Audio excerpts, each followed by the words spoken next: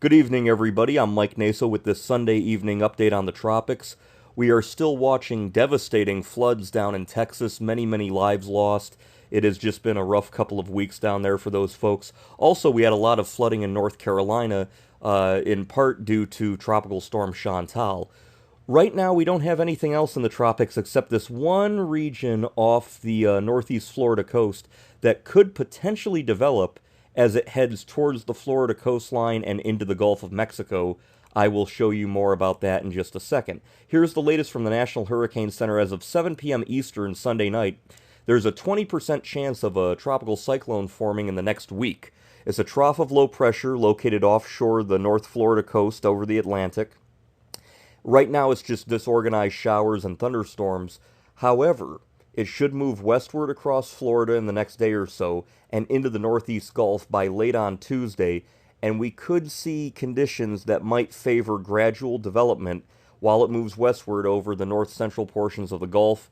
Heavy rain could produce more flash flooding over Florida and the north central Gulf Coast through the middle to latter portion of the week. So, right now, we're looking at something potentially moving over Florida and then maybe doing something over the northern Gulf of Mexico coastline. Now, right now, we don't have anything definitive down there.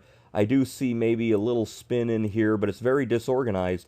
Nevertheless, as this area pushes south and then kind of jettisons west, we will see it enter the Gulf of Mexico, and the waters are very hot, and we could see development. Now, this is the Icon model. This is as of, what was this, 6Z? And it was, or I'm sorry, this is the 12Z, and it showed the system moving into the Gulf, and by Saturday, making landfall near the border of Texas and Louisiana as a powerful hurricane. Looks like a Category 2 hurricane, 968 millibar pressure. That would not be good.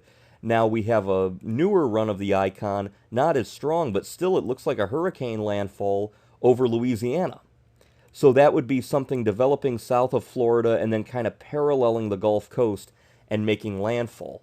Now, the NAM model around Thursday shows it developing into a tropical storm here south of the Florida Panhandle, and the GFS and Euro have not been too enthusiastic. However, it wouldn't be out of the question to see a system develop and strengthen.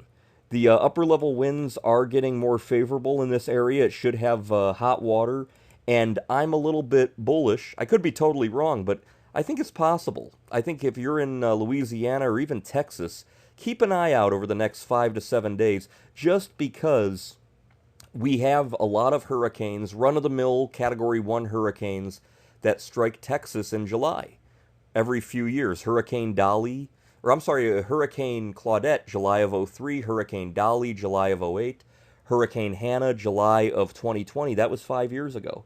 So is it possible we get something going here? Yes.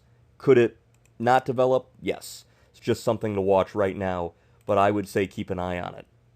More devastation from the flooding down there in Texas. Very sad.